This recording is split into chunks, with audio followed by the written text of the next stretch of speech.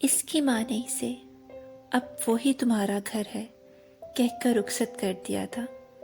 وداعی کے وقت گاڑی میں بیٹھنے سے پہلے اس نے مڑ کر میری طرف دیکھا تھا اور بابا کہہ کر مجھ سے لپٹ گئی تھی۔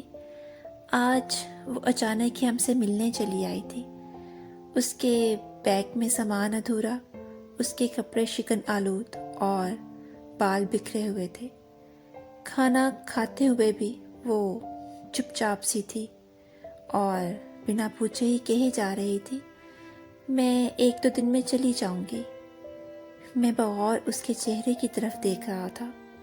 اس کی آنکھیں نیند یا رت جگے سے بوجھل محسوس ہو رہی تھیں۔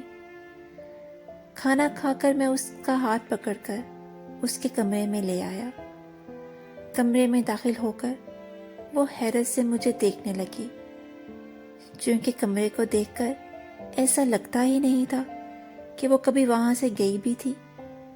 وہ سوالیہ نظروں سے مجھے دیکھنے لگی۔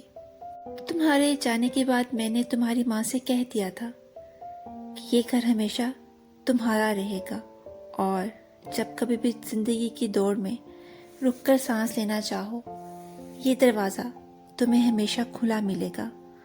ورنہ ہمارے معاشرے میں لڑکیاں صرف اس ڈر سے کہ میکے کا دروازہ کھٹکھٹانے پر کھلے گا یا نہیں، پرائے گھر میں صعوبتیں سہ سہ کر جان بھی دے دیتی ہیں۔